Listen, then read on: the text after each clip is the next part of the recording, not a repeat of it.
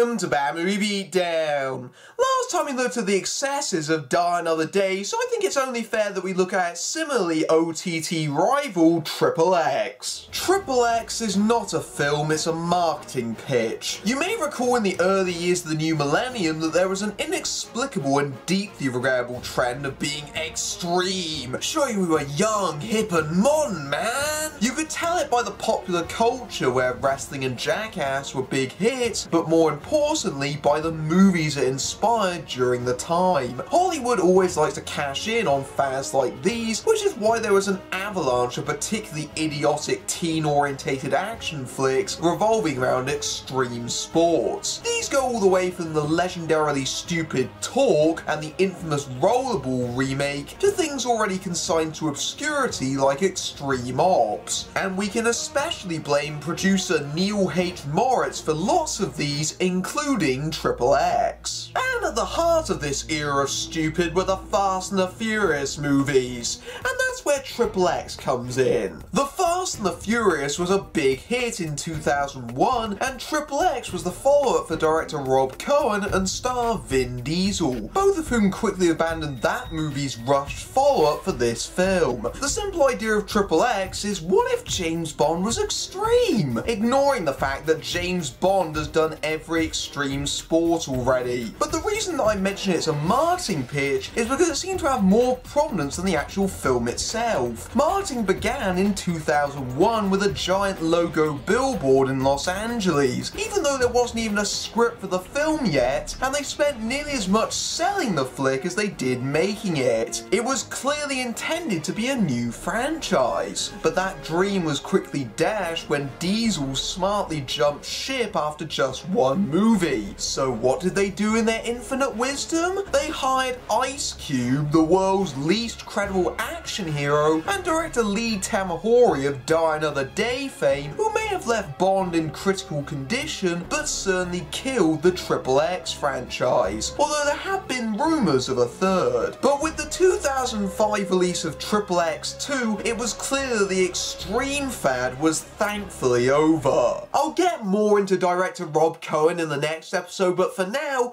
let's take a look at how the theatrical cut of Triple X holds up about 10 years later. The film starts in incredibly immature fashion with a secret agent played by Thomas Ian Griffith managing to get a disc off some random goon, notably stripping off to reveal a perfect dinner jacket. I wonder who this is supposed to be. Let's for argument's sake call him Jimmy Bond. Fleeing from some henchmen, he uses a whizzy gizmo to get into a locked door. On the other side there's a giant Rammstein concert going on. Oh man, Jimmy Bond is so out of touch. You don't wear a dinner jacket to a rock concert.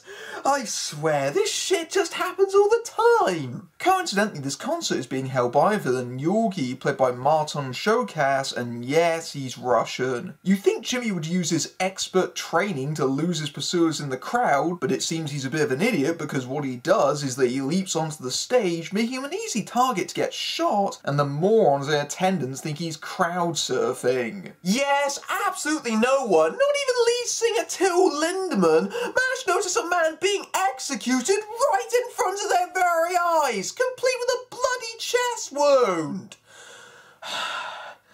This is going to be a very stupid movie, isn't it? Back in the NSA's remote facility in Virginia, America, we meet Agent Augustus Gibbons, played by a scarred Samuel L. Jackson in what is obviously a proto-Nick Fury. Never mind that the NSA doesn't do things like this, they've been losing agents left, right and centre, but Augustus has an idea. These guys aren't ours? Who are they? CIA?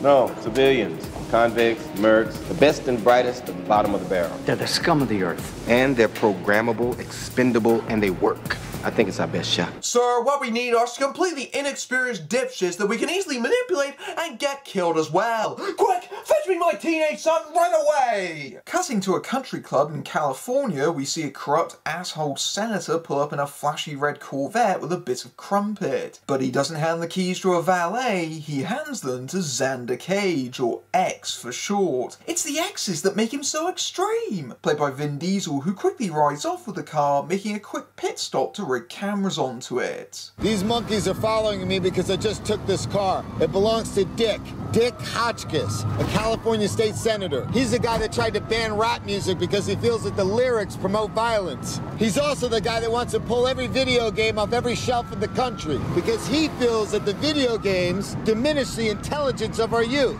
Oh, come on. If anything's diminishing our intelligence, it's brain-dead action movies. You know, like this one. Also, you're taking a stand against censorship by stealing his car? Isn't that exactly proving his point in the first place?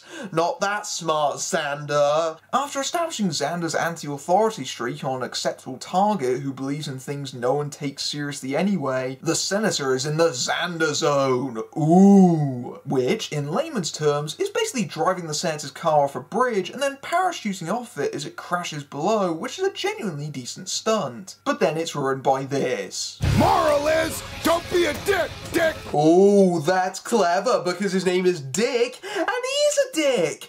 Ah, that's such witty writing. No, it took half a brain cell to create. X, as I shall refer to him, is picked up by some extreme sports cameos, most notably Tony Hawk, who also pick up the smoking cameras from out of the wreckage. Guys, the car fell on top of them and exploded! I don't think they're going to be usable in the slightest! And why'd you rig them to it anyway if you're going to drop it off a bridge? Back at X's apartment, they throw a huge party celebrating the stunt, filled with yet more cameos meant to give the character credibility to the extreme sports world. Nope, not buying it, pander all you want. Oh, and they're selling copies of X's stunt too, because who cares about lying low when there's blatant evidence of your crime? An athlete like you should really have his own video game. Jordan King. I can make it happen. I'm gonna hold on to this for later. You know he's never gonna sell out, right? That's why he is who he is. Yeah, man, extreme sports stars don't sell out to anyone. Isn't that right, Tony Hawk star of Boom Boom Sabotage in the long-running Tony Hawk skateboarding series? A strike team bursts into the room and knocks out X with a tranquilizer dart. He ends up waking up in a diner and barely has time to accept his surroundings before two men apparently try to rob the place, which X disarms. Gibbons has been watching, but X knew this was a test thanks to a combination of contrivance and pulling crap straight out of his ass. You know, you almost had me going there for a while, and then I started noticing things. Like you got a stockbroker over here reading the Financial Times on a Sunday morning when the market's closed. But you want to know where you blew it? With her. There's no way in hell a career waitress comes to work in high heels. And no offense, but their performances were terrible. People in glass houses shouldn't throw stones, especially if they're in XXX. Are extreme sports fanatics known for their attention to detail and observation? How the hell does he even know it's a Sunday when even we don't know what day of the week it is? Taking things to the next level, as Augustus puts it, he finds himself in a plane with two other fellows who pass the diner test. They're thrown out of the plane and realise they're in the cocaine fields of Colombia when some bad guys come riding up. X is skeptical, so he stays and promptly gets himself knocked out. Again. And really, every time X has been knocked out, they start the next scene with a track out from his neck tattoo. They did it before in the diner, and they did it on the plane literally 3 minutes ago. It was cute once, but it shows a serious lack of invention when you use the same trick 3 times in the space of 7 minutes. And look who comes walking in but Danny Trejo, playing the lead drug lord El Jefe. He even brandishes a machete. They all cynically think this is another false scenario and laugh at him because they're tremendous idiots. Maybe I'll cut off your nose first, huh? Funny guy. What's funny is, this actually smells like real blood. Well, no shit, Sherlock. If a guy who looks like Danny Trejo has a blood-splattered blade in your face in the middle of Colombia, I think things might be pretty damn real. X attacks Jefe and frees himself when suddenly the Colombian army starts firing on the compound, causing El Jefe to run into his car, which promptly gets blown up. Bye, Danny Trejo! You did your typecasting proud. X tries to help his injured comrade, but the other contestant grabs his coke and is never seen again, so I'd like to assume that he died. He leaves the injured while he tries to find something to escape with, namely a dirt bike. The army somehow thinks he's the drug lord because he's riding a bike and chase him, so X can jump around on a lot of conveniently placed ramps. Well, when they can be bothered with those. Where is the ramp? There is nothing but ground there, so how is he getting airtime? time. Is X so extreme that he can single-handedly defy physics and lift his bike 30 feet off the ground? And he does it again mere seconds later.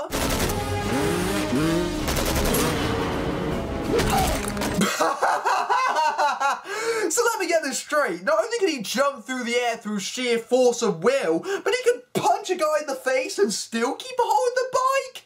Did we all share a joint lobotomy in 2002? After using a car to jump onto the farmhouse roof like a ramp as it explodes, yeah, with a bike you're kinda limited to jumping a lot, he convinces the army helicopter that he's dead as he hides in a drain. He goes back to get his friends some help when the soldiers in camouflage capture him yet again. So the next level from a diner hold-up is nearly getting blown up by the Colombian military? Does the NSA understand the concept of a difficulty curve? Augustus congratulates an understandably pissed off X on his success. You just graduated at the head of your class. What the hell are you talking about? You almost got us killed out there. You know the Colombian army is moving in. It was my idea to send you in as a decoy. They liked the idea. Damn right you should headbutt him, he just caused a major international incident!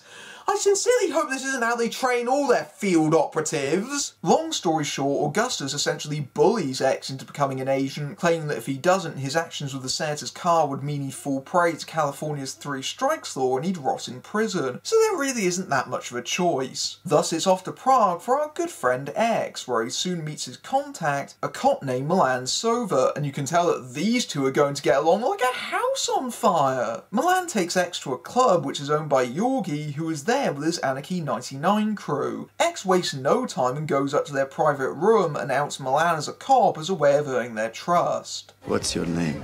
Xander Cage. Ah! I knew it. You're awesome. My brother is crazy too. A great admirer of yours. He has seen your tapes many times. Surely the follow-up question would be, hey, Xander Cage, world-famous extreme sports star, what the hell are you doing in our club in the middle of Prague for no reason? X gives Yorgi a list of cars, and you'd almost be forgiven for thinking at this point you were watching a Fast and Furious sequel. This is where the lightning-fast, action-packed first 30 minutes dissolves into something stupendously dull because the film unfortunately tries to play things seriously and actually tries to do espionage. Yeah, let's just say that story isn't this movie's strong suit, although this is a pretty golden moment. Bitches come! He just did an inverse Bonica from RoboCop! Oh, crazy sex-mad Russian dude, I salute you! It's also where the film starts to more directly copy the Bond formula, including the incredibly stock love interest of Yelena, played by Asia Argento, who is naturally resistant to X's charms at first, and then you get the gist. X is so absolutely brilliant that he managed to get comprehensive details on every one of Yorgi's friends, including their favourite foods, and get all their personal bank account details as well. I don't know what's worse, the fact they were this piss easy to infiltrate and get intel from, or the fact the NSA somehow lost 3 agents on this bunch of leaky cretins. And the trend of liberally lifting direct elements from the James Bond franchise continues with the introduction of a Q clone called Shavers, who provides X with a number of gizmos. Just as shamelessly lifted is a gag involving these eagle-eye binoculars where X sees through a woman's clothes down to her lead-lined bra and panties. This is a gag that wouldn't be able to place in an actual Bond movie. Oh, that's right, because it is. It's lifted out of The World Is Not Enough. And that's the problem. It's not actually a new take on the material, it's the same cliches and tropes that are supposedly better than, without even subverting them. And in the process, it only goes to show how modern the Bond formula still is,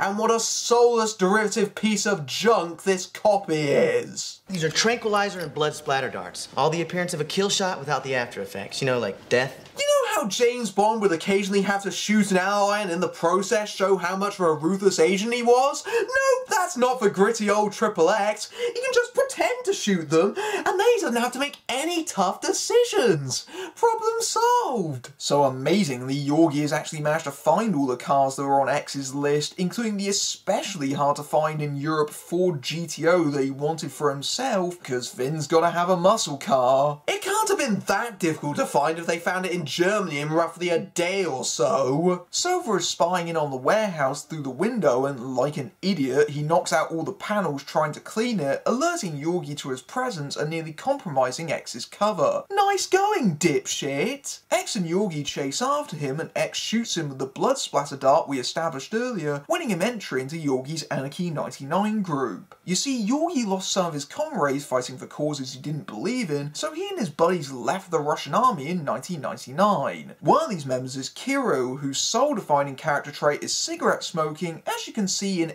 every single scene. Yorgi asks Yelena to keep X company, taking him into a back room to prove a point by kissing X, and ew, Vin, what are you doing with your lips? Did you enjoy that? Yeah. Good, because it will never happen again. Yep, she's totally and honestly not going to kiss him again. I truly believe that! They go to Yorgi's castle, and the problem with these villains is really simple. They're terminally uninteresting. They have no real personality whatsoever outside of partying, dancing, and sex, because that's so fascinating. We're almost an hour into the film and he's hardly done anything evil. For all intents and purposes, he could be any old random tossy he meets in a club. X is shown to his room where he finds a complimentary prostitute slipping and sliding all over the bed, which is meant to be erotic, but it's just objectifying nonsense and can I just use the bed to sleep in, please? The things I'm gonna do for my country. The only thing you're doing for your country is contracting a shitload of STDs. And was the prostitute the one that lit all those candles for romantic effect? Do you have to pay extra for that? The following morning, whilst everyone else is asleep, X starts sneaking around the castle, but it seems that Yelena has had the same idea, taking photos of Yorgi's safe. I was on my way to the bathroom. What's your excuse? I don't need an excuse. Oh, you're good. But not that good. I came in here to photograph Yorgi's safe because I thought it might be worth a lot to somebody. Come on. You're cold, intelligent, and vicious. It's your eyes that give you away. They gave you away when I shot that cop. You may be cold, intelligent, and vicious, but you're a complete soft in heart, and that's totally not a complete contradiction of everything I just said. X takes her to dinner, where he lets slip his real identity. I'm a secret agent. Oh, come on. What's so funny about that? Yeah, that's pretty much the correct reaction to anyone who looks like Vin Diesel telling you they're a secret agent. Because that's what this whole thing is, laughable. She starts treating him more seriously when she gets a call from Kiro, as Yorgi has been informed of X's identity and tells her he's ready to assassinate X out the front entrance. She wants immunity and safe passage to the US and spills the beans, telling him that Anarchy 99's real activities go on under the cover of, daylight. They try and figure out a way of getting X out without compromising her as well, and with the aid of a dinner tray, he stages his exit, using it to blind Kiro.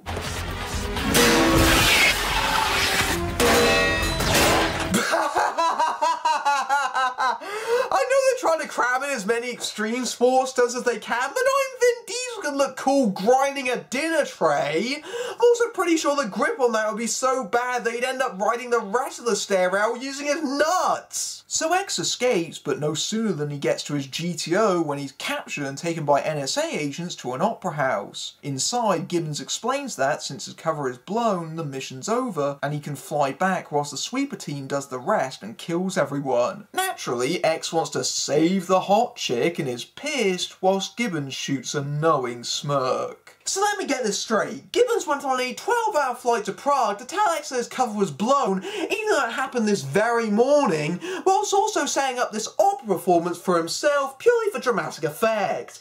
Dude, X has a video phone! I think all this effort was entirely unnecessary. Defying his orders, X sneaks into the castle by climbing a cliff, and despite being they're not all that bad, the first thing he does is throw a sentry off said cliff to his death, despite having his tranquilizer gun. Putting bandage explosives on their vehicles, he sees Yorgi letting Yelena into the secret research area of the castle and follows them, using his binoculars to see through the walls. This is where Yorgi he has had scientists help weaponize a chemical weapon called Silent Night. Ooh, Deadly Night! And a solar-powered sub called Ahab. The scientists celebrate the completion of the rockets by handing Yorgi the detonator. A terrible idea when dealing with a cliched bad guy because the old trick of killing his flunkies to show how evil he is. It's worth noting that immediately before this, X overheard one of the scientists saying he wasn't quite done yet, but he's amongst the others getting killed. So basically Yorgi's killing all the scientists even though they haven't actually finished yet. Talk about cutting your nose off to spite your face, but don't worry, this blatant plot hole will be completely ignored. The weapon is apparently binary, probably lifted from Die Hard with a Vengeance, and to really drive home that Anarchy 99 are bad people, they end up going into comic levels of psychopathy. You looks like little white mouse. Bye-bye, little mouse. Bye-bye then, credibility! And this weapon is so deadly it can be contained within stone walls and be sucked out by extractor fans that convert it into clean air. Which is good because being stuck inside plexiglass would really suck. An angry X attacks some guards, causing Yorgi's men to give chase. X takes one of the motorcycles as he makes his escape and Sex Crazy goes after him. Time for another outrageous motorcycle stunt!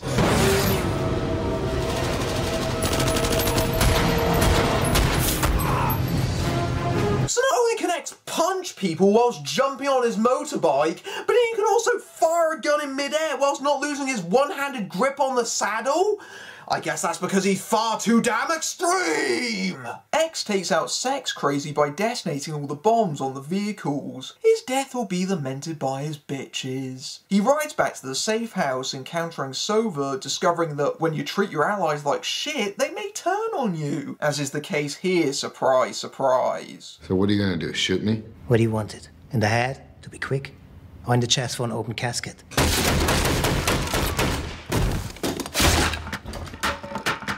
What the hell are you doing? I heard you talking. I could tell where you were in the room. You could tell where he was standing from the other side of the door? Do you have super hearing or something?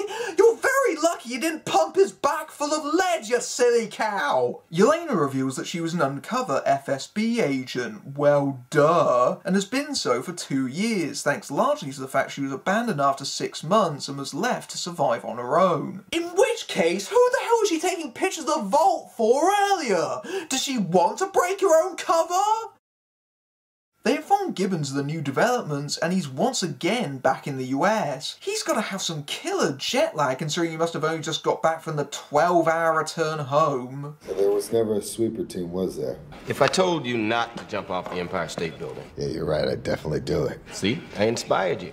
I'm an authority figure. That's what I'm supposed to do. So basically, X doesn't actually have any rough edges, because even his anti-authority streak can be used and manipulated against him to make sure he does the right thing thanks to reverse psychology from his puppet masters. In short, he's basically a stupid tool of a Boy Scout and a complete and utter poser.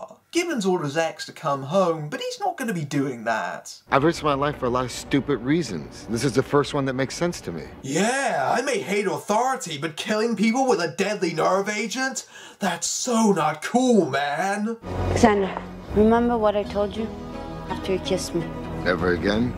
I lied. Wow, I totally did not see that one coming! I really thought she was going to live up to that promise. So while she goes back undercover, X starts organising his attack, including asking Shavers to pimp his GTO with a bloody armoury. The first step is knocking out the communications tower on the mountain behind the castle. So he jumps out of a plane and parachutes down on his snowboard because it's time for more bodacious stunts. Did people still use that in 2002? Anyway, the tower soon spots him and hop on their snowmobiles, but he has something that will stop them. He throws some grenades over his shoulder, causing an avalanche which he races down in front of. And for a film with some excellent practical stunts, this stupendously fake and idiotic sequence is easily the weakest set piece in the film and actually serves as a nice sister to that dumb tsunami surfing in Die Another Day, complete with fakey CGI. But don't worry, X will be saved by grabbing hold of an antenna which completely stops the avalanche as he does so. The very antenna he was knocking out in the first place. Why didn't he just chuck the grenade stays out the plane. Why have to be on the ground to do this? Oh, that's right. He's a moron who lives for extreme sports, even though he placed his life under completely unnecessary risk. Personally, I was hoping for the Avalanche to crush the dumb bastard. X gets captured because no one could have possibly missed that, and taken to Yorgi, where Yelena has also been captured. Good thing you told us to go back to him, X. I knew about you all along, and it was my pleasure to twist you and use you how I saw fit.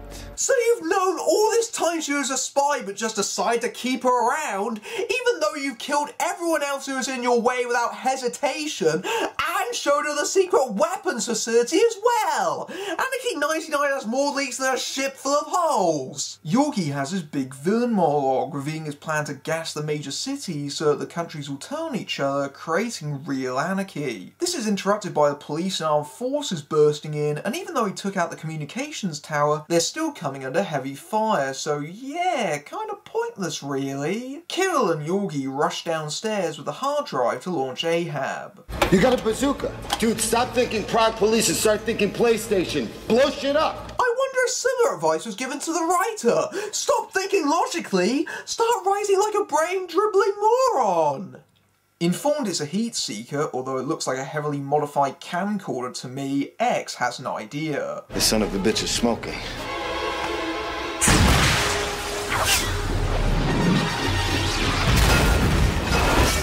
I told him that cigarette would kill him one day. Remember kids, winners don't do drugs. And if you don't smoke, you significantly reduce your chances of a heat-seeking missile and probably lodging itself up your ass. Ahab launches as Yorgi tries to get away on a speedboat and X shoots him, causing him to crash and explode in an incredibly lame death for a main villain. Also, love how the door would have crushed X several times over before they actually get round to pulling him out from underneath it. They need to chase Ahab, but luckily Shavers shows up with the GTO with all the enhancements X requested only a few hours, because in movies, geek is synonymous with wizard. Meanwhile, Gibbons has flown into Prague, again. I hope he keeps track of those frequent flyer miles. So in the space of 2 or 3 days, Gibbons spent most of that flying back and forth to Prague. And why the hell is he even doing this when there is a deadly chemical weapon about to destroy the city and him and his NSA officials? Actually, why is he here? How could he possibly know that Ahab has even launched? Get out of this movie, Samuel L. Jackson!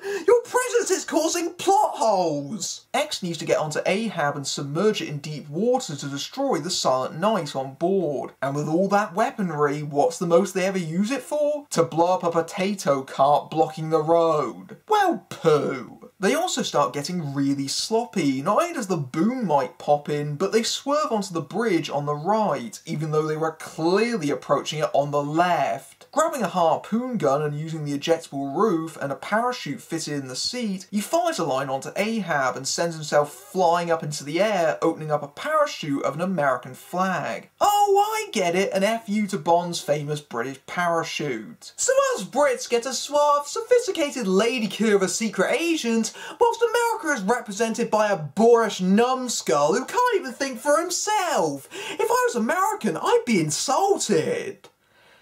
Oh well, USA! USA! USA! X slides down to Ahab and the missiles start getting ready to launch, which he spends an inordinate amount of time gawping at like an idiot before turning one upside down and then pulling out the hard drive, which he could have done much earlier than he actually does. This causes the sub to dive and it blows up under the water, which is apparently enough to break up the Silent Knight. I think this movie and I have different definitions of the term deep water. See, when I hear that, I think of the ocean, not a river. It looks like X is dead, yada yada yada. Oh, what a shame, he isn't. As a reward for completing the mission, he and Yelena get to go to Bora Bora in a typical Bond-style epilogue, including more sloppy kissing. Gibbons calls on video phone with another mission, but X decides to go for a bit of a swim and shag. And I love how the view sphere on the call goes to a third-person perspective, which makes it blatantly clear that Gibbons' shots were meant to be cutaways. Who the hell is holding the camera? Oh, and the last 10 minutes are just pure credits. In one final bit of hilarity, XXX does its own attempt at trying to ape Bond's legendary title sequences, which ends up showing how empty and vacuous the movie is. A beating heart, which incites a car engine, which ends up zooming out to reveal the GTO because he's running on adrenaline. Urgh, yeah, hardcore!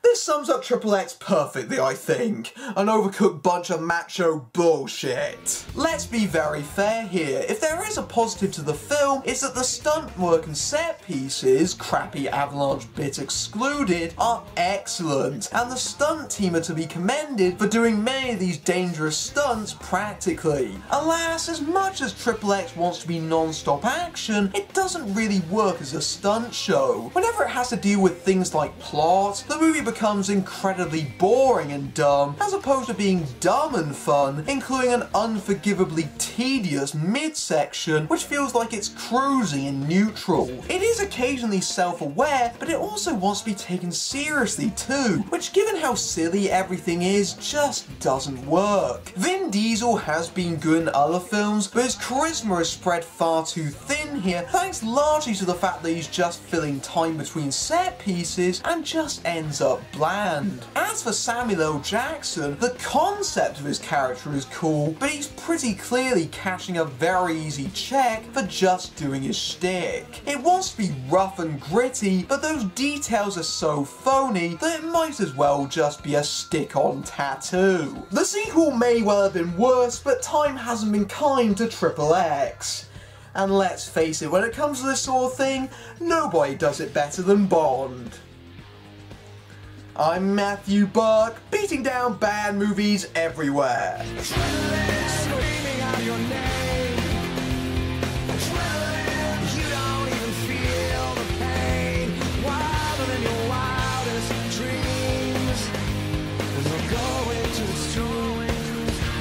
Adrenaline.